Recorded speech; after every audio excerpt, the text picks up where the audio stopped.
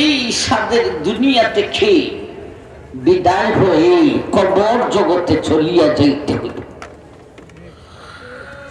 কবর জগতে আমরা যাব, এটা কেমন জগৎ ভাই? কবর জগতে যাইতে হবে 100 বার, এতে কোনো সন্দেহ আছে? অথচ ওই জগৎ সম্পর্কে কোন সাইন্সবিদ, বৈজ্ঞানিক, ফরাসি, রাষ্ট্রপ্রধান আমার ভাই ওই জগৎ সম্পর্কে ওনারা বলতে পারবেন না। কবর জগৎ নিয়ে বলতে হবে আলেমের প্রয়োজন।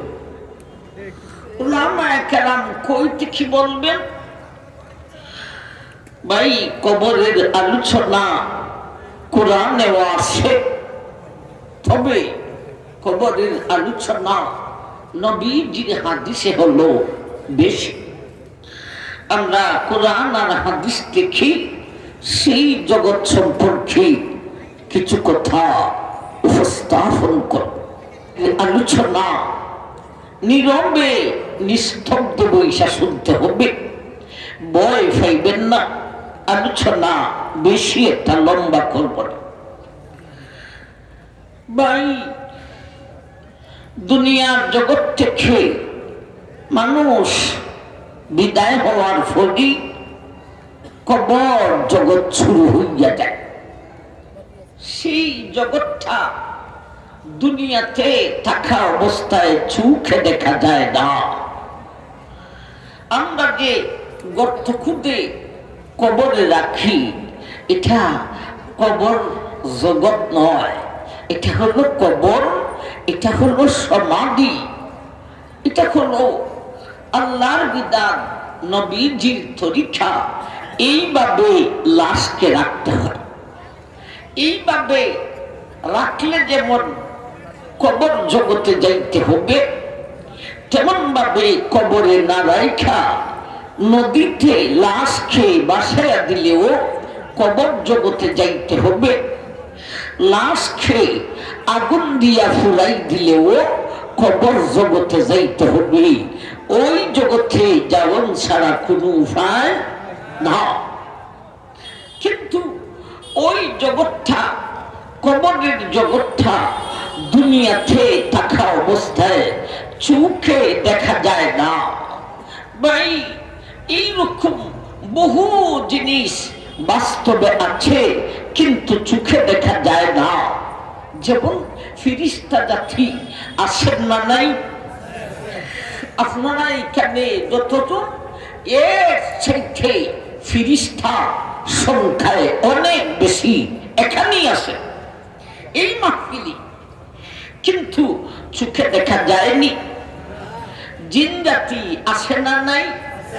এখানে এই মুহূর্তের অধিবেশনেও অনেক জিন জাতিরা আসে, কিন্তু চোখে দেখা যায়নি।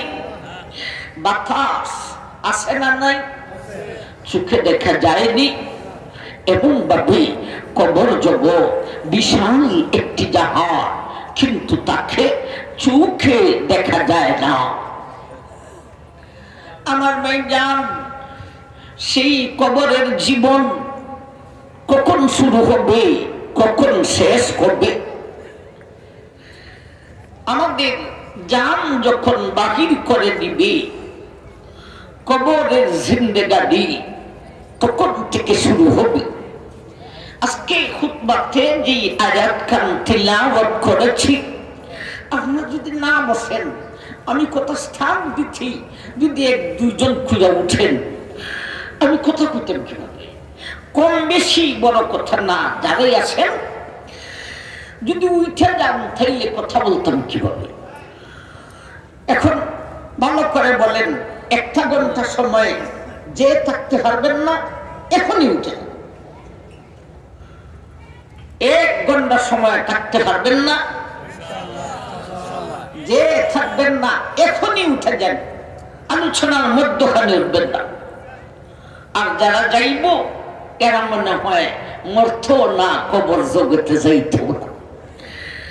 যেই জগতে যাইতে হবে 100 বার, অথচ সেই জগৎ সম্পর্কে কোন বৈজ্ঞানিক সাইন্সবিদ মুঠো জানে না। ওই জগতের আলোচনা করতে ও ভাই 1 ঘন্টা সময় পারবেন তো? এখন আর কেউ যদি উঠেন আমিও মাইক ছেড়ে দিব। আমার ভাই জান, সেই কবর জগৎ শুরু হয় কখন, শেষ হবে কখন? যেই আয়াতখানা খুতবাতে তিলাওয়াত করেছিলাম সেই আয়াতে আল্লাহ আলোচনা করেছে, ওয়ামিন ওয়ারাইহিম বারযাখুন ইলা ইয়াউমি ইউবআসুন। দুনিয়ার জিন্দেগানির পরে আখিরাতের জিন্দেগানির আগে এই 2 জিন্দেগির মধ্যে হলো আলমে বরজখ, কবরের জগৎ। দুনিয়ার জিন্দেগানি শেষ হবে আজরাইলে জানটা বাহির করলে, আর পরকালের জিন্দেগানি শুরু হবে ইসরাফিলে দ্বিতীয়বারে সিংহায় ফু দিলে। মানুষ তখন কবর জগৎ থেকে উইটা হাসরের মাঠের দিকে রওনা হবে। তাইলে কবরের জিন্দেগানি আজরাইল জান বাহির করলে শুরু হয়, শেষ হবে ইসরাফিলে দ্বিতীয়বারে সিংহায় ফু দিলে। এত লম্বা কবরের জিন্দেগানি, হে ভাই, হে বোন, এই লম্বা কবর জিন্দেগানি সুখের ব্যবস্থা তুমি কি করেছ? সামান্য 60, 70, 80, 90, 100 উপরে বুড়া মানুষ এখন পাওয়া খুবই কঠিন, ঠিক না? ঠিক। এই সামান্য দুনিয়ার জিন্দেগানির জন্য এত হাই হতাশা, এত টেনশন, এত হাসি, এত কান্না। ও ভাই, এই লম্বা জিন্দেগানি কবরের জন্য কোনদিন কি টেনশন করেছেন? সেই কবরের জিন্দেগানিতে আমার অবস্থাটা কি হবে, সেই চিন্তাটা হে ভাই, হে বোন, কোনদিন কি করেছেন? সেই কবরের জিন্দেগানি নিয়া কিছু কথা বলবো ইনশাআল্লাহ। আমি কথাকে সিরিয়াল করে বলবো, 1, 2, 3, 4, 5 পর্যন্ত আমরা আজকে যাব। আমার ভাই, প্রতিটি নাম্বারে নেককার আর বদকারের 2টা ব্যবস্থা হইব। প্রতিটি নাম্বারে নেককারের 1 অবস্থা আসবে, বদকারের আরেক অবস্থা আসবে। কে নেককার আর কে বদকার? 5 ওয়াক্ত নামাজ পড়ে না, লোকটা নেককার না বদকার? উত্তর জুড়ে শুনে দেবার চেষ্টা করবেন। রমজানের ফরজ রোজা আদায় করে না, লোকটা নেককার না বদকার? সুদ খায়, ঘুষ খায়, মদ খায়, জুয়া খেলে, গান গায়, নেককার না বদকার?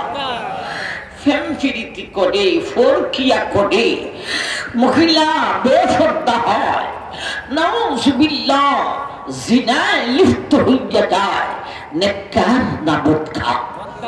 আসুন কবর জগতের আলোচনা।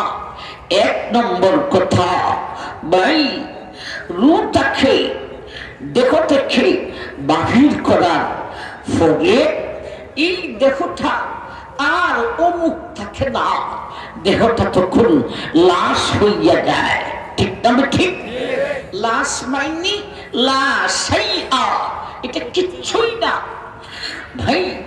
ওই লাশের কাছে একজন ফিরিস্তা দাঁড়ানো থাকে এবং ফিরিস্তার হাতে তার রূহটা থাকে। লাশটা যেই দিকে যাবে ফিরিস্তাও হাতে তার হাতে এই রুটা নিয়া লাশের সাথেই যা। ভাই লাশের কাছে ফিরিস্তার হাতে রুটা নিয়া লাশের কাছে দাঁড়াইয়া থাকে ভাই, এবং সেই রু ফিরিস্তার হাতে থাইকা কথাও বলে আবার দেখেও, ফিরিস্তার হাতে থাইকা দেখেও কথাও বলে। মাই কি দেখে কি কথা বলে, কে হাসে কে কাঁদে তাও দেখে, কে তাকে গোসল দিল তাও দেখে, কে তাকে কাফন পরিধান করাইল তাও দেখে, কে তার লাশকে কিলগড়ায় উঠাইয়া নেওয়ার জন্যে কাঁধে বহন করে তাও দেখে, কে তার লাশটাকে কবরের ভিতরে রাখার জন্যে কবরের ভিতরে কে নামে উঠে তাও দেখে, এমনকি কে তার জানাজার নামাজ পড়াইল তাও দেখে। সুবহানাল্লাহ বলবেন না? মেহেরবানি করে গুরুত্বপূর্ণ কথায় সুবহানাল্লাহ বলার চেষ্টা করবে। ভাই যদি দেখে তার জানাজা তার ছেলে পড়াইতেছে, হে বাংলা মুসলিম নরনারী, তোমার ছেলে যদি জানাজার নামাজ পড়ায়, ভাই তখন রুটা ফিরিস্তার হাতে থাইকা এত খুশি হয়, সারা দুনিয়া জিন্দেগানির খুশিকে একত্রিত করলে ওই দিনের খুশির সমান হইবে না। যদি ছেলে না পড়ায় তাইলে অন্তত বাইয়ে বাতি যায় ছেলের কুলের নাথি, তাও মোটামুটি খুশি হয়। এও যদি হয় না, আমার ভাই লুকটা বেজার হইয়া যায়। হায় এই জায়গাটার নাম কি? নয়নপুর নাকি? নয়নপুর। যদি নিজের ছেলে না হয়, নিজের ভাই বাতিজা না হয়, ও ভাই তখন হে বলে, হায় রে আমি নয়নপুরেও বাড়ি করলাম, ঢাকা শহরেও বাড়ি করলাম, আমেরিকাতেও বাড়ি করলাম, হ্যাঁ রে আমার জানাজার নামাজটা পড়াইয়া দেওয়ার মতো একটা সন্তান আমি রাইকে আসতে পারি না। সে বেজার হয়ে গেছে। আমার মাই শুধু দেখে না, ফিরিস্তার হাতে থাইকা রুহে কথাও বলে। কি কথা বলে? নেককার হইলে এক জাতির কথা বলে, বদকার হইলে আরেক জাতির কথা বলে। ভাই নেককার হইলে কি কথা বলে, বদকার হইলে কি কথা বলে।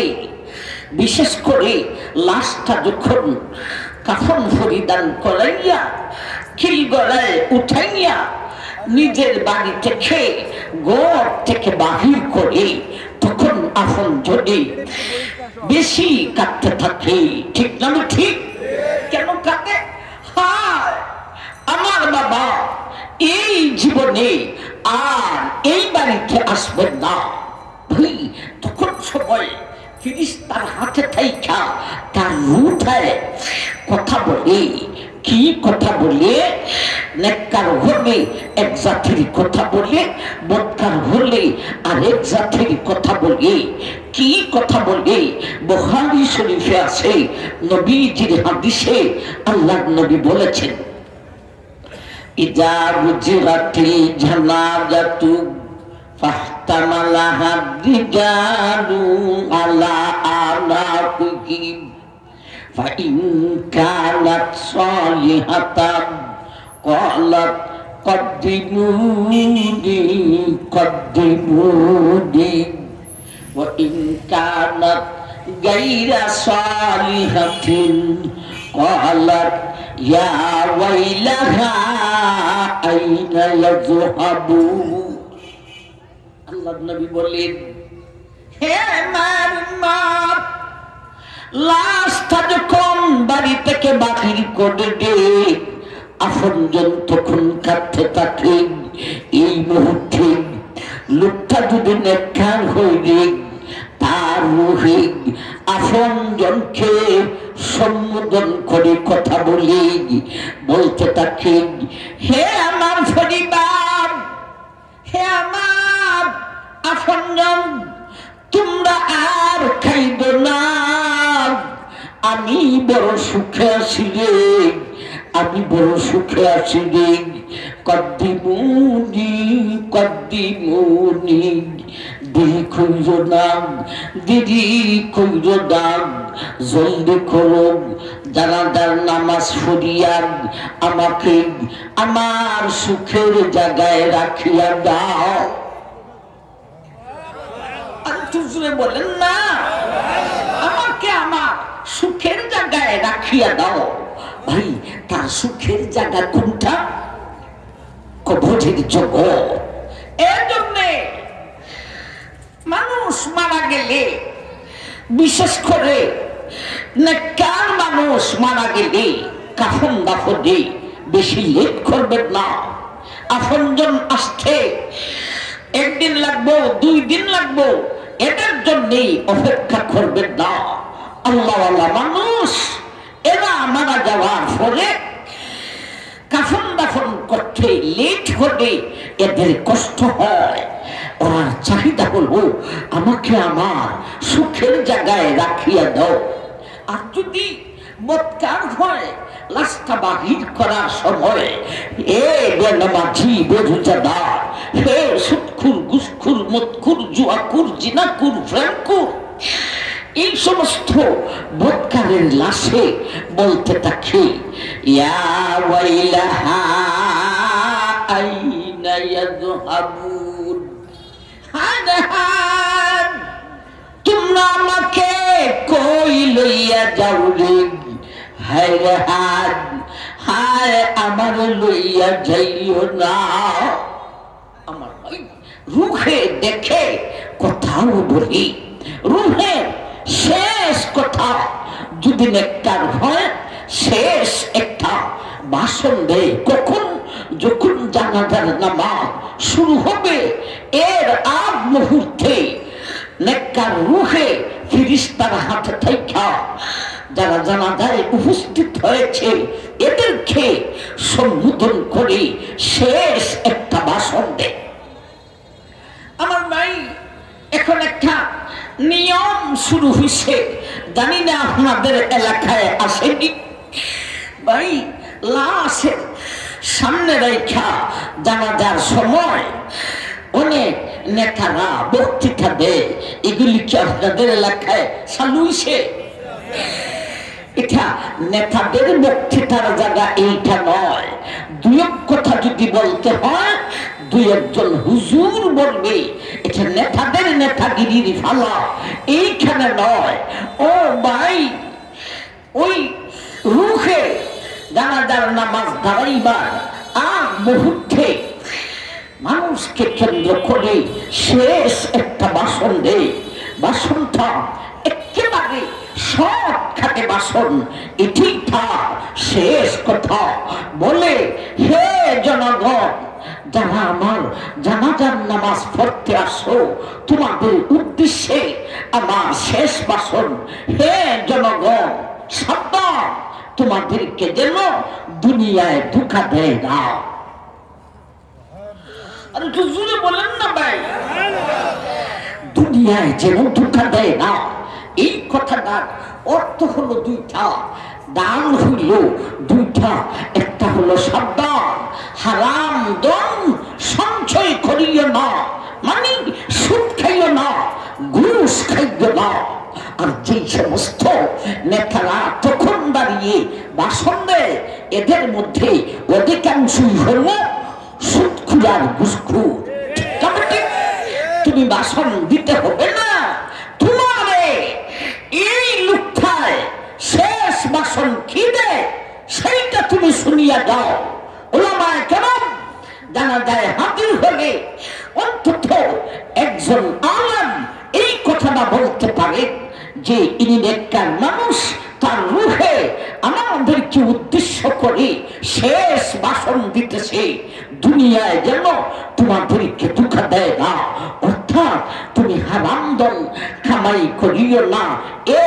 আরেকটা দল হলো সাবধান, হারাম দলে সঞ্চয় করতে গিয়া নামাজ রোজা সাইরা দিও না।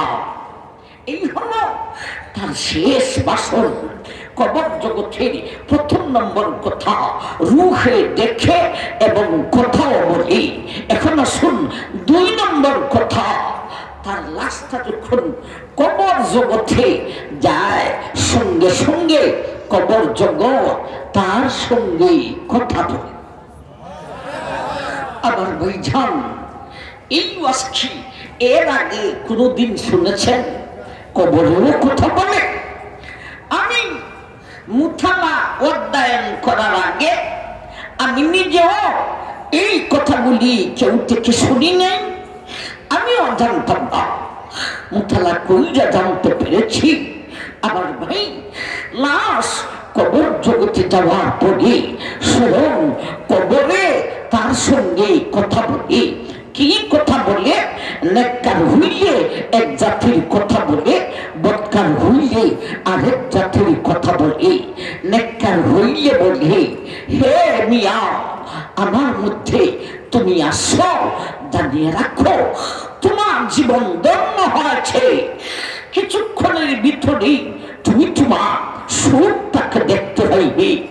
আর যদি বদকার হয়, কবরে বলে, হে জালিম, তুই আমার মধ্যে আসো, জানিয়ে রাখ তোর কপাল মন্দ যাইবে না। কিছুক্ষণের ভিতরেই আমার মধ্যে তোর শাস্তিটা শুরু হয়ে যাবে। এমন মুহূর্তে কবরের কথা শুইয়া এক ফেরেশতা কবরকে বলে, হে কবর, তুই যে লোকটাকে এইভাবে ভয় দেখাইতেছ, লোকটা যদি নেককার হয় তাইলে তুমি কি করবে? কবর ফেরেশতাকে উদ্দেশ্য করে বলে, এ ফেরেশতাকে, যদি লোকটা নেককার হয়, আমি কবর মুহূর্তের ভিতরে জান্নাতের বাগান বনিয়া যাইব। আর লোকটা যদি বদকার হইলে, আমি কবর কিছুক্ষণের ভিতরেই জাহান্নামের গানা বনিয়া যাইব। আমার ভাই, এই হলো 2 নম্বর কথা। এমন ভাবে প্রতিটি কথায় 2টা দিক আসবে।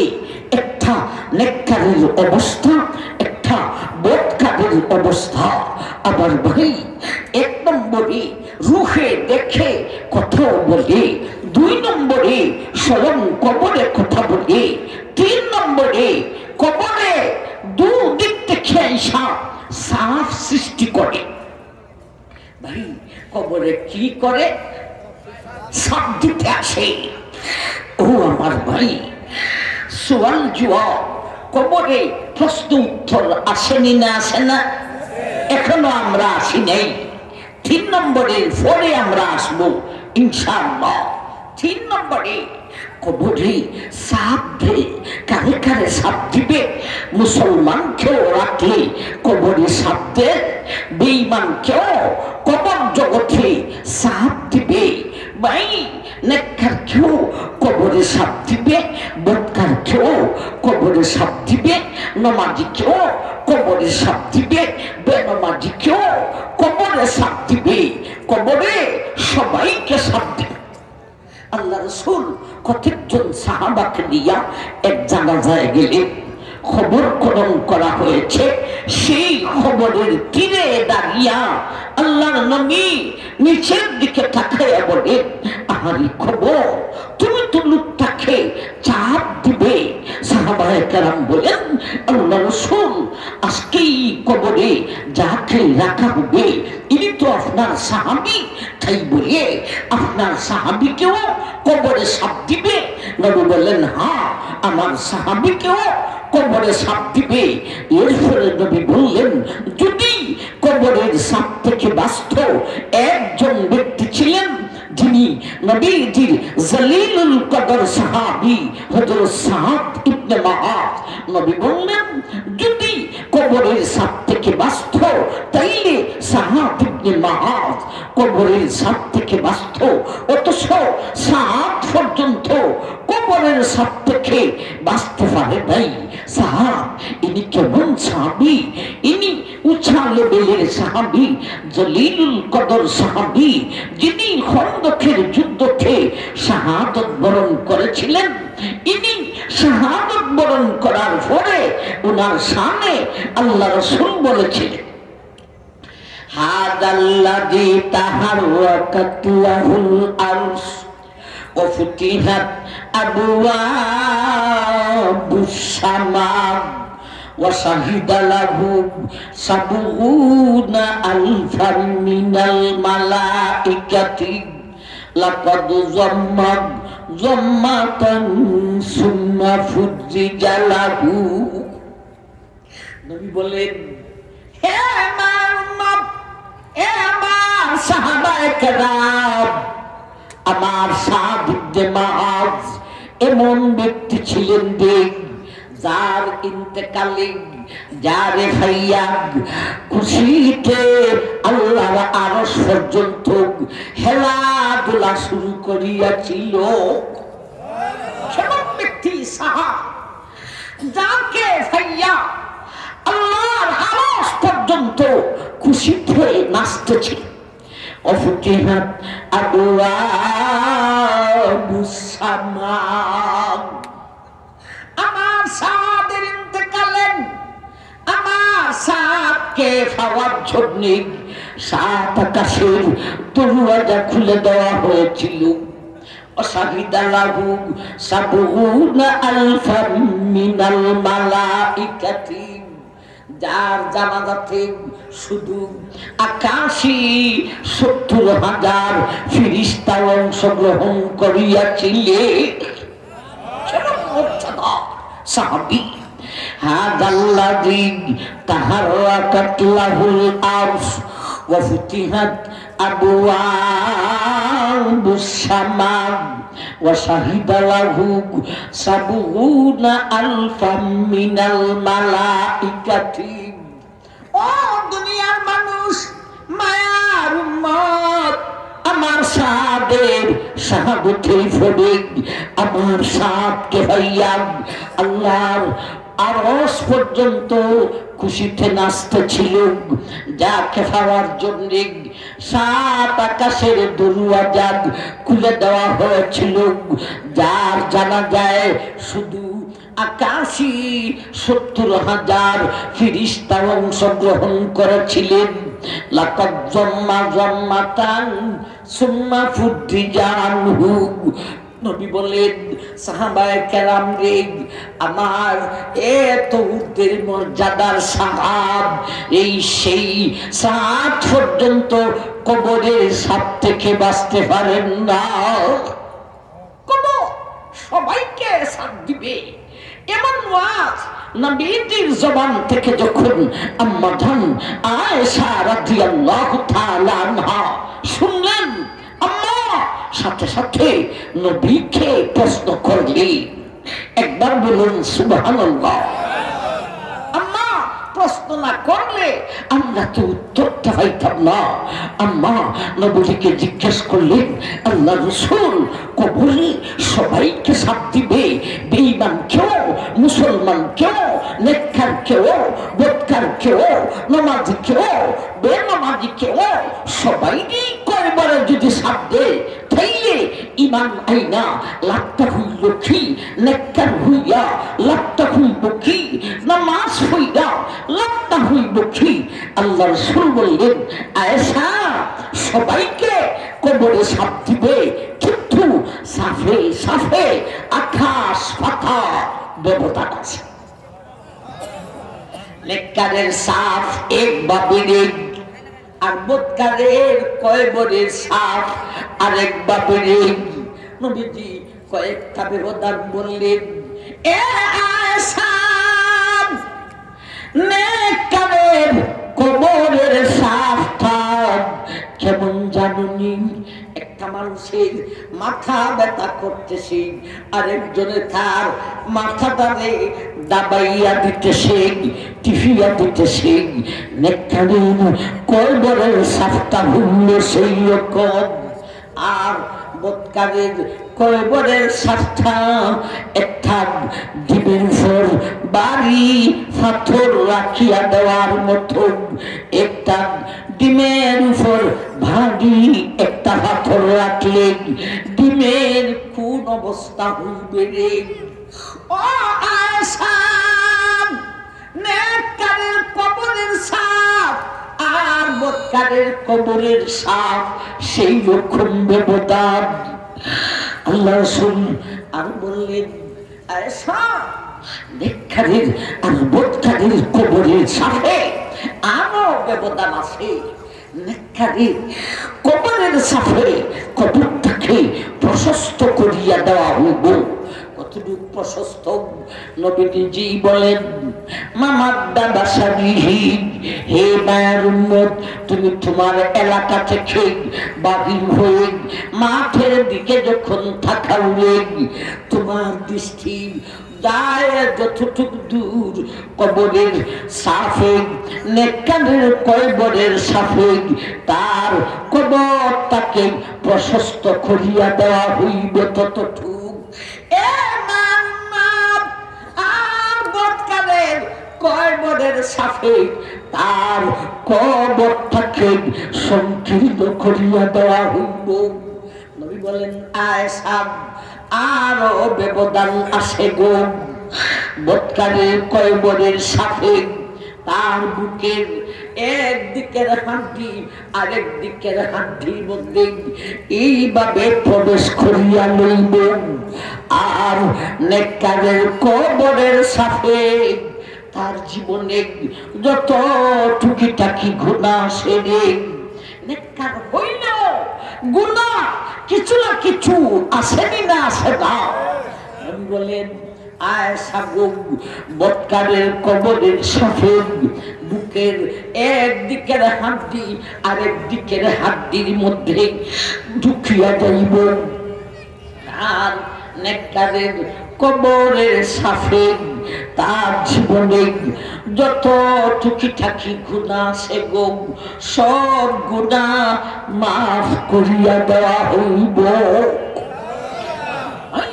কবরে সবাইকে সাফ দিবে, কিন্তু সাফে সাফে একটা না আকাশ পাতাল ব্যবধান, আকাশ পাতাল ব্যবধান।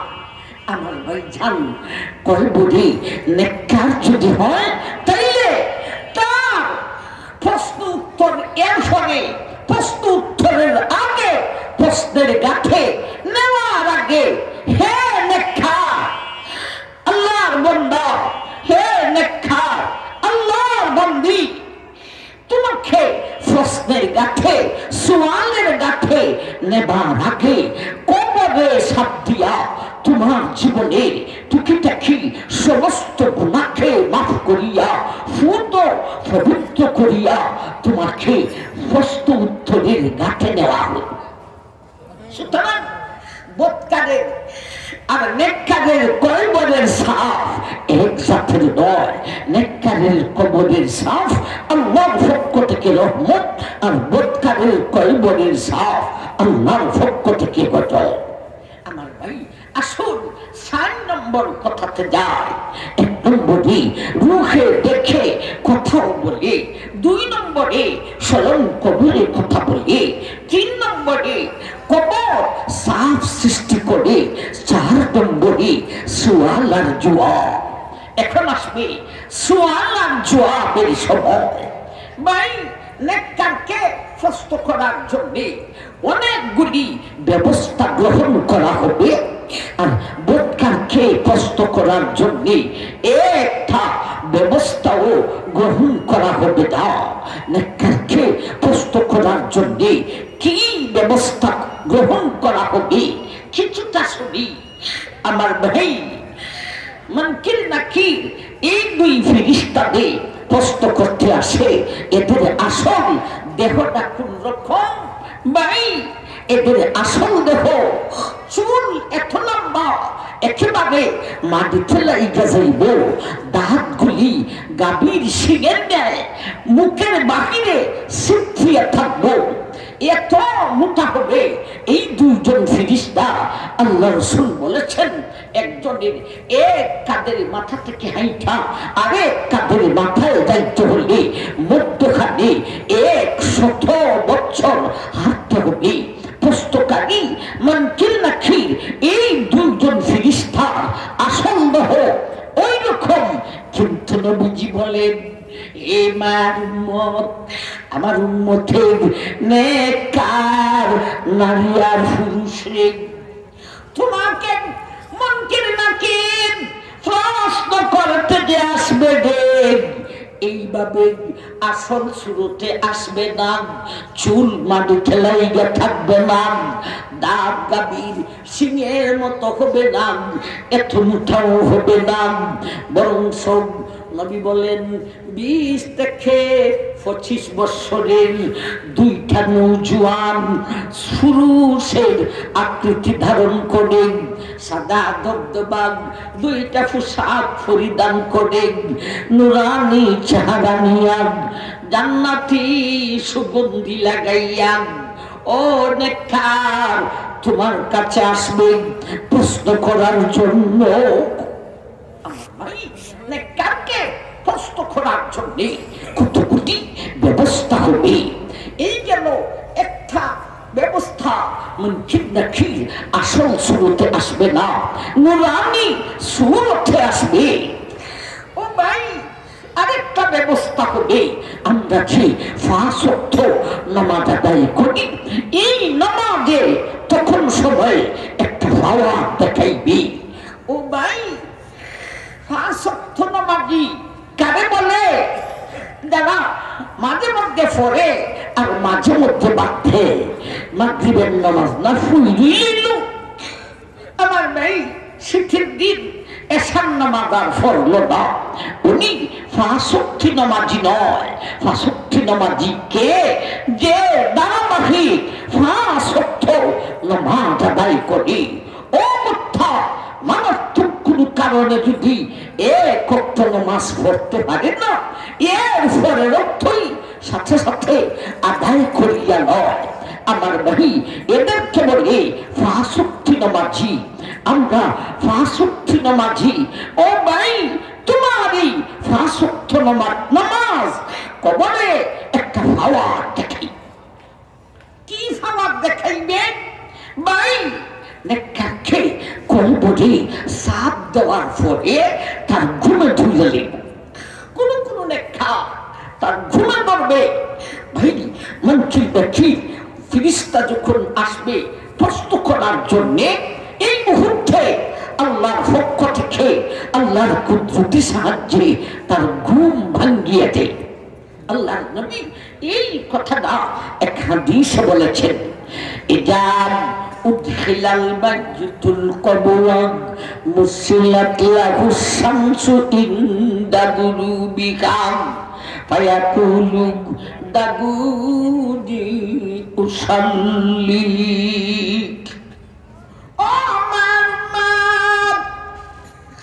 লোকটাকে যখন কয়বারে রাখা হইব রে, কবরে সাপ দেওয়ার ফলে লোকটার ঘুম আসিয়া যাইব। মুনকির নাকির যখন প্রশ্ন করতে আসবে রে, তখন তার ঘুম ভাঙ্গিয়া যাইব। ঘুম ভাঙতে কয়বারে চন্দ্র সূর্য নাই, কয়বারে দিন রাখি নাই, কিন্তু আল্লাহর কুদরতি পক্ষ থেকে নবী বলেন, মুসিলাত লাহু শামসু ইনদা গুরুবিহা। ভাই, আল্লাহর কুদরতি পক্ষ থেকে তাকে সূর্য দেখানো হবে। আবার দেখতেছে সূর্যটা অস্ত যাইব, সময় বেশি বাকি নাই। সে যে কবর জগতে গেছে এই কথা তার স্মরণ নাই। সে এখনো ভাবতেছে আমি দুনিয়াতে আসি। এখন তো তার ভিতরে জ্বালা হইল, হায় রে, আসরের নামাজের টাইম তো আর বেশি একটা বাকি নেই, আমি তো আসরের নামাজ পড়ি না। ভাই, নামাজি মানুষ একটা অর্থ নামাজ যদি না পড়ে ভিতরে শান্তি লাগে না জ্বালা দেয়। এশার নামাজ ধরেন শীতের সিজন, এশার নামাজ লুকটায় পড়ছে না, বিবিকে দিয়া ভাই একটা কুমলের নিচে দুজন ঘুমাইতেছে, আমার ভাই ঘুমে ধরে নাই, শুধু ঘুমাইছে। ও ভাই আস্তে আস্তে কোমলটা গরম হইয়া উঠতেছে। স্বামী স্ত্রী একজনের গায়ের গরম আরেকজনের গায়ে লাগতেছে, খালি ঠান্ডাটা দূর হইতেছে আর মজাটা লাগতেছে। এমন মুহূর্তে লোকটার স্মরণ হয়ে গেছে, ইন্না লিল্লাহ, আমি তো এশার নামাজ পড়ি নাই। বেগম তুমি ঘুমাও, আমার মাই কোমল থাকে রাইখা উযু কইরা নামাজ আদায় কইরা এখন বেগমের কাছে যাইয়া কোমল গায়ে দিয়া কয়, বেগম এখন মজাটা লাগতেছে। নামাজি মানুষ নামাজ না পড়লে তার ভিতরে শান্তি লাগে না, জ্বালাতে। এই লোকটা কবরের জগৎ থেকে এই লোকটা অনুভব করতে পারে নাই। সে ভাবতেছে আমি এখনো দুনিয়ার জগতে ঘুম ভাঙছে, এখন আসরের নামাজ জলদি করে পড়তে হবে, সময় বেশি একটা নাই। আবার সেই কথা স্মরণ হইছে, হায় রে আমি তো ঘুম থেকে উঠছি, ঘুম থেকে উঠলে তো উজু থাকে না, হায় রে আগে উজু করতে হবে, এরপরে নামাজ আদায় করতে হবে। উজুদে করতাম পানি হইতাম কই, সময় তো বেশি বাকি নেই। লোকটা এমন টেনশন ফিল করতেছে, এমন মুহূর্তে মুনকির নাকির আয়েশা কয়, মা রাব্বুকা, আমার ভাই লোকটা তখন দমকে দিয়া উঠে। নেককার লোক, লোকটা তখন দমকে দিয়া বলে, ইদা উদখিলাল মাইয়িতু কবরান মুসিলাত লাহু শামসু ইনদা গুরুবিহা ফায়াকুলু দাউদি উসাল্লি। তখন লোকটাই বলে, এই না প্রশ্ন করার সময় হাসলে না, সূর্য কোথায় দেখছো নি? আমি আসরের নামাজ পড়ি নাই, আমার ঘুম থেকে উঠছি, উজু নাই আমার, কোথায় ভানি হইতাম, কেমনে উজু করতাম, কেমনে জলদি করে আসরের নামাজ আদায় করতাম। আর কি যেইস প্রশ্ন করার জন্যে, প্রশ্ন করার গেলে প্রশ্ন করবা, তাই আমি আগে নামাজ পড়ি। এটা হলো নামাজি, তোমার নামাজের পাওয়া। এটা কিসের পাওয়া? মুনকির নাকির ফিরিস্তারে ধমকে মাইরা বসে, এটা কি সাধারণ সাহসের ব্যাপার? আবার ভাই এই লোকটা মনে হয় পুলিশ হইব, এই লোকটা মনে হয় কি কর পুলিশ হইব, কুচি লোকটা মনে হয় পুলিশ হইব। আপনারা কি বলেন? পুলিশে খবর আছে না? আবার ভাই নাইলে সেনাবাহিনী হবে, নাইলে র্যাব হবে, নাইলে এমপি মন্ত্রী হবে। এই কবরের জগতে পুলিশে আমার নাই, পুলিশগিরি আর সেনাবাহিনী রে এই সমস্ত হবে ইঞ্চি পরিমাণ কোনো পাওয়ার নেই। লুকটাকে ধমকি মারবে, এটা হলো ও নামাজি, তোমার নামাজের পাওয়া। আমার ভাই নেককারকে প্রশ্ন করার জন্য কতগুলি ব্যবস্থা হবে। একটা বললাম মুনকির নাকির নুরানি সুরতে আসবে। 2 নম্বর বললাম আমাদের হিফাজতি নামাজে একটা পাওয়া দেখাইবে। আমার ভাই আর একটা শুনি ভাই, যদি লোকটা তাহাজ্জুদ গুজার হয়, আল্লাহ আমরা সবাইকে তাহাজ্জুদ গুজার বানিয়ে দাও। ও আমার ভাই তাহাজ্জুদ গুজার ও ভাই, আল্লাহ রাসূল বলেছেন, হে তাহাজ্জুদ গুজার, তোমার তাহাজ্জুদের তেলাওয়াত জোরে জোরে করো। আস্তে তেলাওয়াত করলে তাহাজ্জুদের নামাজ হইব, কিন্তু নিয়ম হলো জুড়ে জুড়ে তেলাওয়াত করবে। নবী বলেন এর কারণ কি জানো রে? আমার আল্লাহর একদল রহমতের ফেরেশতা শেষ রাতে জমিনের মধ্যে ঘুরে রে কেউ নেই তাহাজ্জুদের নামাজ পড়ে তার তেলাওয়াতটা শুনতো। আমার ভাই তাহাজ্জুদ গুজার মারা যাওয়ার পরে যখন তাকে গোসল দিয়া কাফন পরিধান করাইবে তখন নবী বলেন সঙ্গে সঙ্গে এই তাহাজ্জুদ তার কাফন আর বুকের মাঝখানে সাদা হইয়া যায়। এখানে সাদা রায় কেন বলেন? এখানে সাদা রায় কেন? তাহাজ্জুদ সাথে যাওয়ার জন্য। কে আপনার কবরের সাথী? তাহাজ্জুদ কাফন আর বুকের মাঝখানে সাদা রায় লোকটার সাথে যাওয়ার জন্য। ও ভাই তোমার বেগম সাথে যাবে না রে, ও বোন তোমার স্বামী সাথে যাবে না গো, ও ভাই বোনেরা তোমার ছেলে মেয়ে সাথে যাইবে না রে, তোমার ধন সম্পদ সাথে যাইবে না রে, সাথে হইব 5 ওয়াক্ত নামাজ, বিশেষ করে সাথী হইবে তাহাজ্জুদ। নামাজ আদায় করি না লোকটাকে যখন কবর জগতে রাখা হয়, আমরা কবরে মাটি দিয়া 40টা কদম দূর হই, তখন সবাই মন্ত্রী দেখি তাকে প্রস্ত করার জন্য আসে। এই মুহূর্তে তার কাফন আর বুকের মাঝখানে যে তাহাজ্জুদ দাঁড়ানো, ওই তাহাজ্জুদের জবান খুলিয়া যায়। তাহাজ্জুদে মন্ত্রী নাকি রে দেখা বলে, ও মন্ত্রী নাকি প্রশ্ন করতে আসো? কহ প্রশ্ন করতে আসি। তাহাজ্জুদে বলে শোনো, প্রশ্ন করবায় পরে আমার একটা কথা শোনো, এই লোকটাকে জান্নাতে পৌঁছানোর আগে আমার কোন নিস্তার না।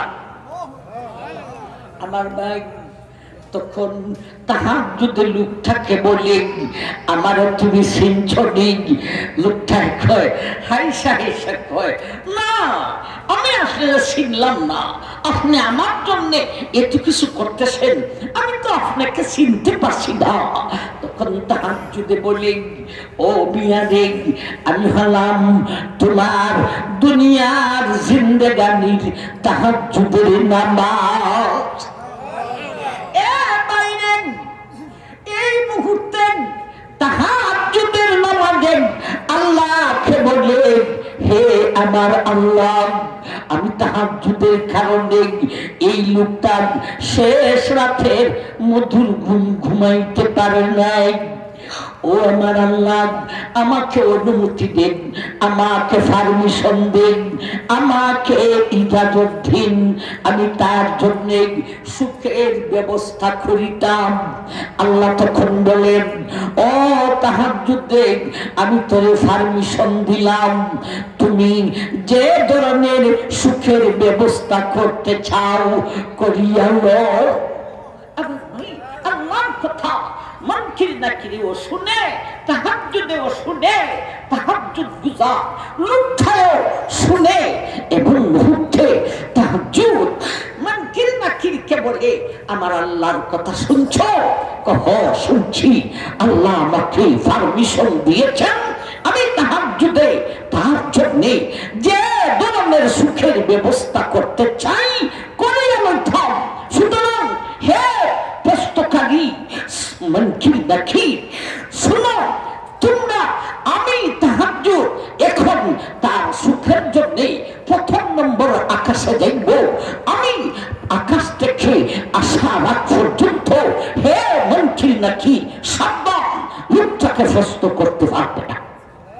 আমার ভাই ফাঁসি নামাজে এক ধমকি দিয়া ভাই মনকির নাকিরকে দাঁড় করাইয়া দিল। তাহাজ্জুদের নামাজ আরেক ধমকি দিয়া দাঁড় করাইয়া দিল। ওরা আর প্রশ্ন করে না। তাহাজ্জুদ প্রথম নম্বর আকাশে যায় রে। আল্লাহর নবী বলেন, হে মায়ের উম্মত, তাহাজ্জুদ প্রথম নম্বর আকাশে গিয়া, প্রথম নম্বর আকাশের 1000 ফেরেশতা, আবার এক একজনের হাতে আকাশী ফুল, দুইজনের ফুল এক জাতের নয়, 1000 ফেরেশতার হাতে 1000 আকাশী ফুল নিয়া তাহাজ্জুদ ওর কবর জগতের ভিতরে ঢুইখান, তাকে মধ্যখানে রাইখান। ওই 1000 ফেরেশতা আকাশী ফেরেশতা হাতে ফুল নিয়াম এই লোকটার চতুর্দিকে সারিবদ্ধ হইয়া যাও।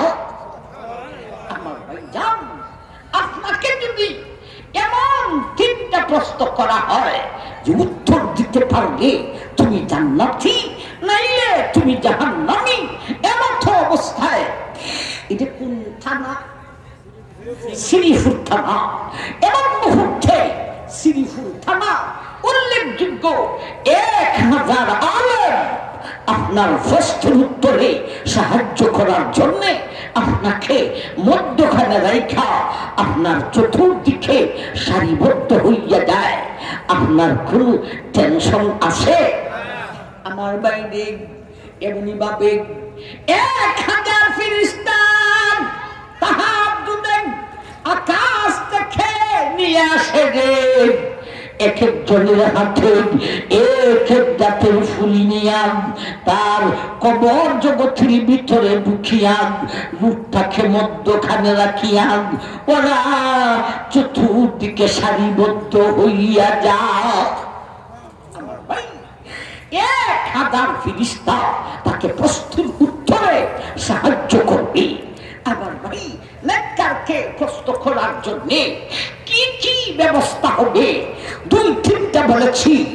মনকির নাকির নুরানি সুরতে আসবে, ফাসুক্তি নামাজি একটা ফাওয়ার দেখাইবে, তাহাজ্জুদ আরেকটা আল্লাহ দেখাইবে। এই 3টা আমার নাই।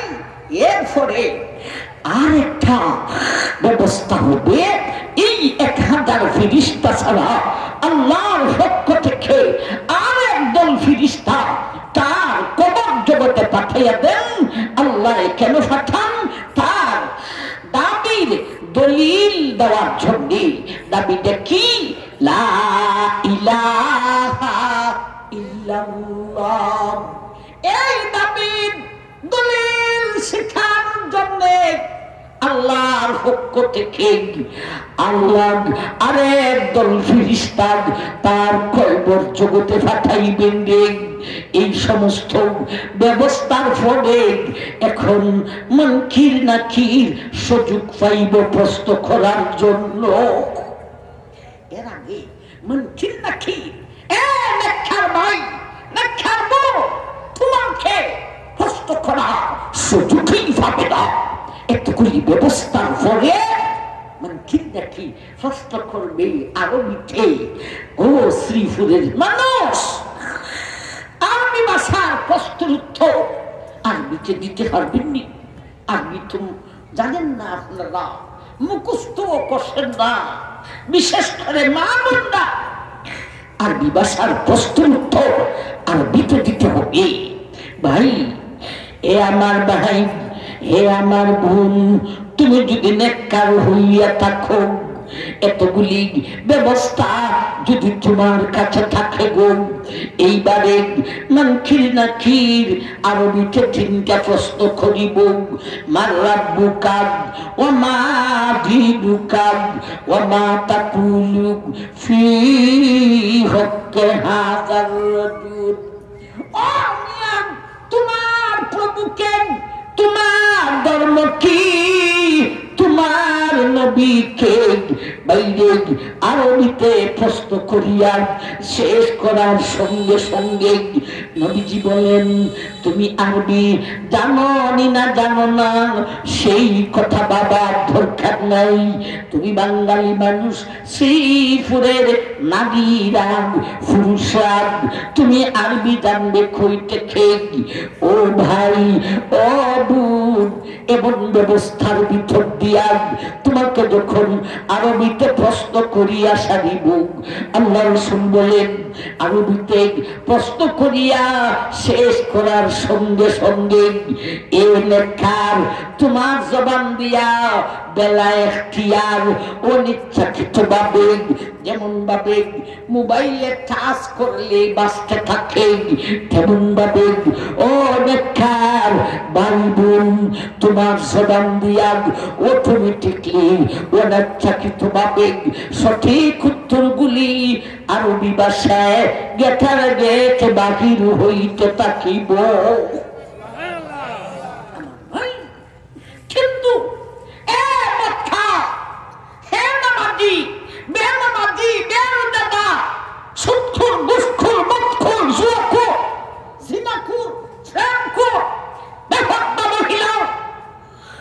তোমাকে কবর জগতে প্রশ্ন করার জন্য এই জাতীয় একটা ব্যবস্থাও থাকবে না, বরঞ্চ মনকির নাকি তারা আসল ডিজেনে আসবে, চুল মাটিতে লাগিয়ে থাকবে, গাভীর সিংহের ন্যায় আবার ভাই মুখের বাহিরে সিত্রিয়া থাকবে। এত মুঠা এই দুজন ফেরেশতা, একজনের এক কাঁধের মাথা থেকে হাইটা আরেক কাঁধের মাথা পর্যন্ত যাইতে মধ্যখানে 100 বছর হাঁটতে হবে। এমন বিকট ডিজাইন নিয়া মনকির নাকি আইসা প্রশ্ন করবে, একটা প্রশ্নেরও উত্তর দিতে পারবে না। উত্তর দিবে দূরের কথা, একটা কথা ছাড়া কোন কথাই বলতে পারবে না। সেই কথাটা কি বলবেন?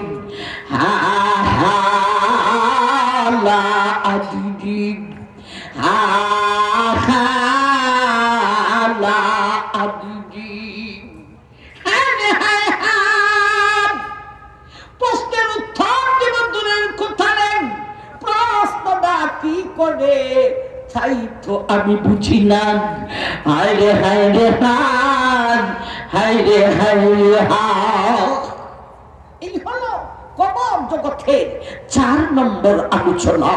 1 নম্বরে রূহে দেখে কথা বলে, 2 নম্বরে স্বয়ং কবরে কথা বলে, 3 নম্বরে কবরে সাফ সৃষ্টি করে, 4 নম্বরে সুয়াল আর জবাব।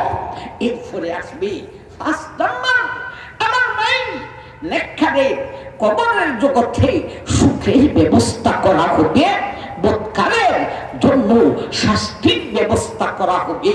নেককারের কি সুখের ব্যবস্থা হবে আর বৎকারের কি শাস্তির ব্যবস্থা হবে, ভাই আজকে আর সামনে বাড়তে পারতেছি না, অনেক রাতে হইছে। আমার ভাই যান লেখাও দিছে 12:30 পর্যন্ত আলোচনা চলব। আসলে ভাই আমি আপনাদের এই এলাকায় বেশি একটা আসি নাই, গাজীপুর চৌরাস্তায় কয়েকবার আসি। আমার ভাই একজন নতুন মানুষ আসলে একটু ধৈর্য দিয়ে বসতে তো হয়। আলোচনা আস্তে আস্তে আস্তে আস্তে সময় যখন যাবে শুধু মজা আর মজা লাগতে থাকে। ভাই কেউ বেদার হইলে আল্লাহর ইস্তেমা চাই। একটা কথা কইল, ওয়াজে তাফসীরে ঢং পরিবর্তন হয়ে গেছে। এটাও কিয়ামতের লক্ষ্য। কিয়ামত বেশি দূরে না। আমরা ছোট্টবেলায় ওয়াজ শুনতাম, উলামায়ে কেরাম হাদাসানা কইয়া হাদিসের সনদ কইয়া, হাদিসের সনদ কইয়া হাদিস বইয়া ওয়াজ করতেন। আর আমার ভাই আমরা যখন ওয়াজের মাঠে নামছি তখন সময় উলামায়ে কেরাম যারা ছিলেন কেউ দুনিয়াতে আসেন, কেউ নাই। জুবাইর আহমদ আনসারী রহমতুল্লাহি আলাইহি আমি একসাথে আমরা ওয়াইজ, আমার ভাই ইনিও দুনিয়া থেকে বিদায়। হবিগঞ্জি মুহাদ্দিসে হবিগঞ্জি তাফাজ্জুল হক রাহমাতুল্লাহি আলাইহি ইনিও বিদায়। আমার ভাই, তখন সময়ের আলোচনা ওয়াজের সিস্টেম ছিল, যেই আয়াত পড়বে, যেই হাদিস পাঠ করবে, আমার ভাইজান একটা বিষয়ের উপর কথা বলবে, এই বিষয় থেকে আর নড়াছড়া করে না। যেমন কবর জগতের আলোচনা করলাম, এর আগে সক্রাতের আলোচনায় যাই নেই, কবর জগতের পরে হাসরের মাঠের আলোচনা সেখানেও যাই নেই, শুধু কবরের জগতের উপর থাইকা আবার বুঝান এইভাবে উলামায়ে কেরাম আলোচনা করছেন। এখন ওয়াজ তাফসীরের নাম দেয় তাফসীরুল কুরআন মাহফিল, রং সম্পূর্ণ পরিবর্তন হয়ে গেছে। বক্তার কারণে সুতানের অবস্থাও সেই রকম হয়ে গেছে। যেখানে যেটা চলে আমার নাই আয়াতের উপর কথা নাই, শুধু গজল আর গজল, গজল আর গজল, এইভাবে সিস্টেম বাহির হয়েছে। এগুলি কিয়ামতের লক্ষণ। আল্লাহ রাসূল বলেছেন ইলম উঠিয়া যাইব। বলতে এর কয়েকটা তৌজি আছে, বলতে উলামায়ে কেরাম থাকবে কথা ঠিক, কিন্তু আলমের ভিতরে এলিম কম থাকিব। আমার ভাই, এমনি ভাবে ওয়াজ তাফসীরে যারা কোরআন থেকে আলোচনা করেন এলিমওয়ালা মানুষ, এদের আলোচনা শোনার জন্যে বসে না। যাদের এলিম কম, আমার ভাই, বিষয় ভিত্তিক আলোচনা করতে পারে না, একদিক থেকে আরেক দিকে যায়, এদের আলোচনা শোনার জন্য মানুষ ভিড় জমাইবে। আমার ভাই, আপনারা কতজন হয়েছেন আমার সামনে আর আমাদের বাংলাদেশে এবং বক্তা গজাইছে ভাই, কত লাখো মানুষ হয় আমার ভাইজান, অথচ ভিতরে আমার ভাই চুল খালি। জি, এলিম উঠে যাওয়ার লক্ষণ। যাই হোক, আপনারা কেউ বেজার হইলে আমাকে মাফ করে দিবেন। আপনারা যে কয়জন নিয়ে আমি প্রথমে বসছিলাম, আমার সরগ্রামে স্টেজের ফিসে ওই এর থেকে বেশি থাকে আমার ভাই। কিন্তু আমি এসে বসছি, মানুষ আস্তে আস্তে যায় যায় যায় যায়। ছোট্ট একটা দেখছো, আরে নতুন কোন আলেম আসলে বৈশাখ ধৈর্য দুইটা শোনার তো দরকার। আল্লাহ, তুমি আমরা সবাইকে কবুল করো। আল্লাহ, কবর জগতে নেককার বানাইয়া আমাদেরকে নিও, বদকার বানাইয়া দিও না। আমিন। ওয়া আখিরু দাওয়ানা আনিল হামদুলিল্লাহ।